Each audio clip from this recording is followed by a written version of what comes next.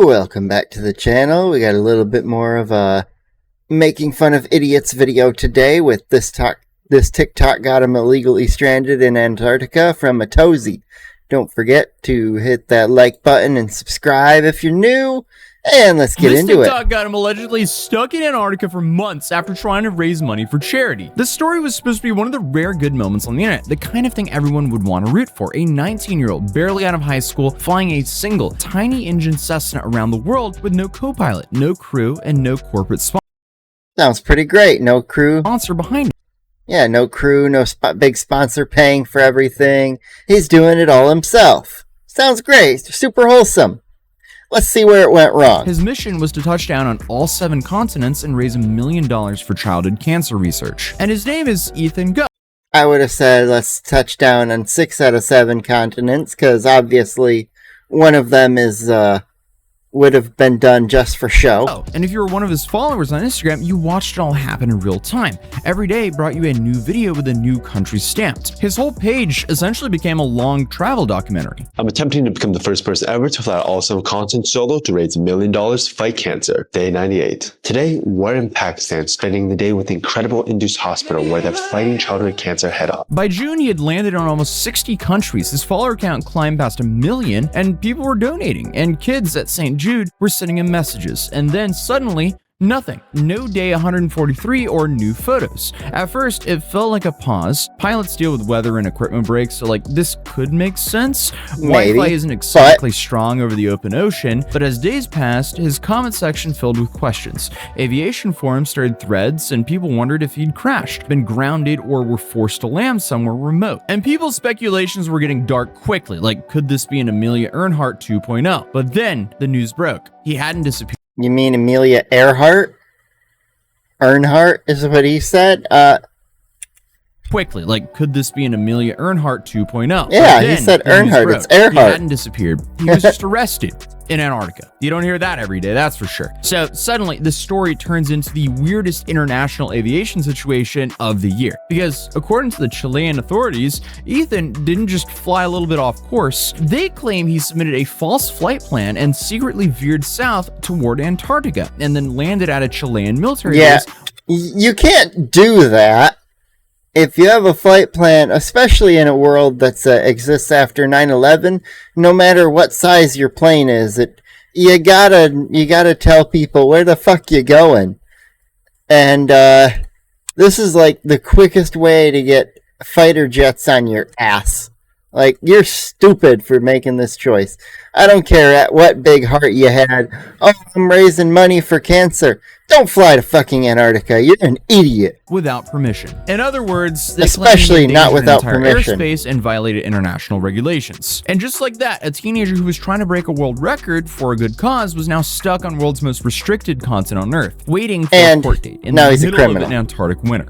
And remember, Antarctica doesn't exactly have Ubers, airports, or weekend return flights. Ethan's Instagram went dark because he wasn't allowed to leave. Because Ethan's flight began in Memphis, Tennessee in May and I bet you didn't have the best kind of resume that really shouldn't belong to anyone who still legally did not buy a drink. He started flying at 13 and earned his private pilot license at 17. He's also an IFR rated, which means he can fly completely just by the instruments, even with zero visibility. And before this global mission, he had already flown to 48 states and crossed the Atlantic 3 times. His cousin battled with cancer pushed him to take aviation from a hobby to a mission, and he partnered with St. Jude Children's Research Hospital to turn every mile into a fundraiser. I'm attempting to become the first person ever to fly all 7 continents solo, but getting here hasn't been easy. At 13, I began preparing for this by homeschooling and finishing high school early to focus fully on my mission. At 15, with funding challenges, I worked different jobs to help pay for training and constantly searched for sponsors. Unfortunately, while preparing, my cousin was diagnosed with stage 4 blood cancer. Wanting to help, I shifted this mission to something more important. So at 16, I completed my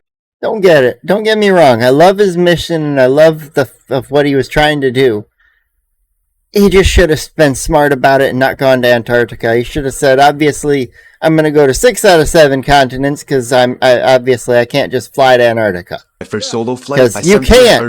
You're not supposed to do that. To fly to all contiguous states. Still, no insurance company wanted to cover my flight around the world, so I flew across the Atlantic twice and finally got insurance. His charity site listed the numbers like a scoreboard: 7 continents, 60 countries, 50,000 miles, 100 days. All he had to do was change 7 continents to 6.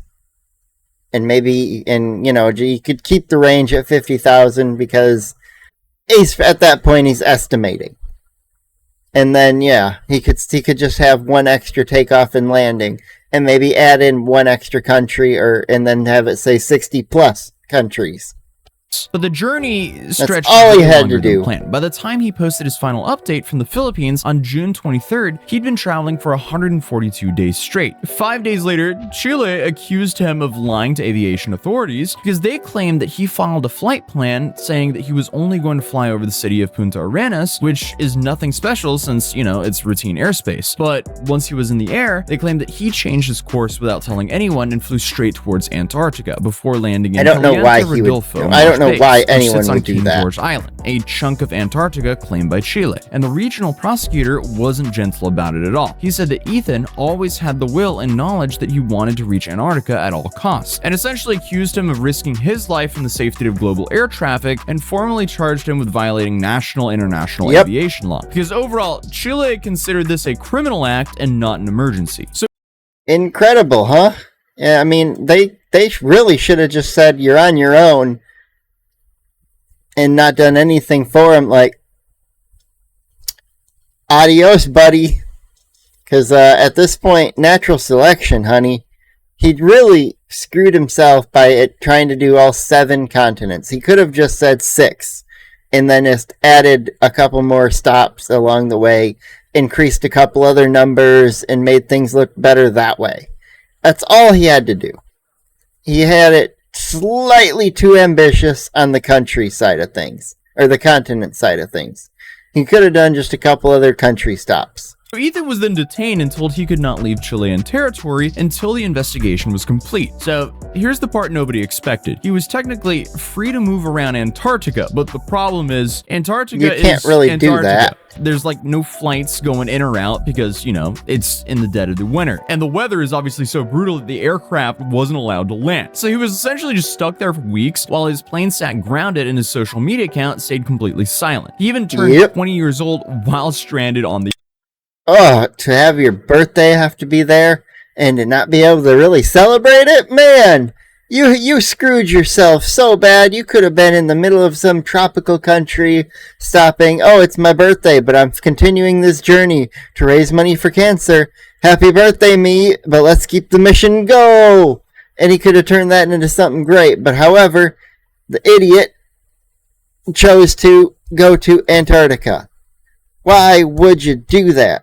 I don't get it. The ice there. While being stranded in Antarctica, his health has taken a turn. He's lost 20% of his body weight and is suffering he's probably from a not swollen eating. heart. He said the Chilean base in Antarctica has had to start rationing food because of failed Well, they didn't plan to have an extra person eating their food. supply runs. So for breakfast, he's being given 100 grams of bread with a teaspoon of butter. And for dinner, he said that they're having to share out about 1 kg of meat between dozens of people. But his lawyer told a very different story compared to the Chilean government's. According to his defense team, he encountered instrument failures and heavy icing, which can tear a propeller aircraft out of the sky. He then says that he contacted Chilean aviation officials urgently and was granted permission through direct messages to divert and land at the base. So in their words, he didn't sneak into Antarctica, he was trying not to crash into the ocean. And they even presented evidence that he used WhatsApp to communicate with the aviation authorities. But unfortunately, Chile didn't buy it. So for 6 weeks... You don't say, I want to make it to Antarctica at all costs, and then get in trouble this way by accident. That just doesn't happen. There's a 0% chance that's the case. The case kept dragging on, while Ethan waited in isolation, unable to fly his plane or even leave the island. And my ADHD's acting up. Anybody wonder what's in that big fucking box behind him? Like, that's a huge box. It's almost too big to fit in the doorway vertical. Like, what is in there? Does he got a skeleton or something in there? Has he got bodies in there? What are you hiding, Atozy? Officials accused him of lying. Meanwhile, his lawyers accused the government of ignoring evidence, and because the weather blocked all commercial flights, he literally could not leave if he wanted to. So finally then in August, the Chilean judge dropped the charges, but only under an agreement. Ethan had to donate $30,000 to a children's cancer foundation in Chile, leave the country as soon as the weather allowed. He was kind of already raising money for charity for cancer, so... he kind of got more of his goal, I guess. He did get stuck for a good portion, and that kind of sucks for him, and now he can't enter any Chilean territory for a while. And accept a 3-year ban from entering Chilean territory. So, I guess, the good news here for him is that he didn't get a criminal conviction. He was just essentially forced to donate and say goodbye. At least the donation was within what he was raising money for. Yeah, that's the only good thing here. He's an idiot otherwise. All he had to do is change that 7 continents to a 6, and increase the numbers in the country. I don't know why. I don't know why he didn't just do that. That's what I'd have done. I would have been like, okay, obviously I can't get to Antarctica, or, maybe I'll try, and then later on I'll be able to increase the 6 to a 7, but no, I wouldn't have guaranteed anything from the start. Still, I don't know. This one's interesting. I guess it all depends on what really happened here. Because if what Chile was alleging happened, he got off pretty easily. But if what he claims happened, then, he got punished unnecessarily. But even after the case was dismissed, he still couldn't leave. The weather held him hostage for another month until Chile finally moved him off the island on a Navy ship. And that still was not the end of it, because Chile wouldn't allow him to fly his own plane out of Antarctica. His officials said the aircraft did not meet the proper regulations to depart and essentially hinted that it could leave Antarctica in pieces. Which, could be why he had to emergency land the plane in the first place. Who knows? So after flying around the world for cancer research, raising more than $100,000 and becoming one of the youngest solo pilots to ever reach this point, EthanGuo left Antarctica without the plane he risked his life flying. And even after everything, he says that he wants to keep going, resume the mission, and finish all 7 continents. Technically, he's now checked off the hardest continent to land in, though. That is fair. He can now, after this point, go on and get the rest of the continents that he hasn't gotten to yet. He technically can go do that and then say he's been to all 7 for this challenge. Technically. I would just back off on the 7 and just give it a 6 asterisk and have just a little, I made it to 7, but I don't really want to count that because that was kind of embarrassing. Against the Chilean government, and he says in his place, I probably would be embarrassed. Unfair. Apparently, the government took his phone and documents, and they didn't let him have proper translation during early hearings. Then they also alleged that he had evidence that Chile ignored. So whether he lied about his flight plan or actually faced mid-air emergency, that's just something only the full records will confirm. And aviation communities seem to be split over this. Like, half believe he took a deliberate risk to make it to Antarctica, and the other half believe him. If he does finish the mission, it will be with a new plane and hopefully a new route. But again, he's already landed in the hardest continent to land in, so from now, it'll be a lot easier at least. But what do you guys think happened? Let me know in the comments down below. Other than that, subscribe if you're new here, and I'll see you guys in tomorrow's video. Peace. As he said, that was a fantastic story. What do you think? Let me know down below if you think he is telling the truth, or if the Chilean authorities are telling the truth about what happened.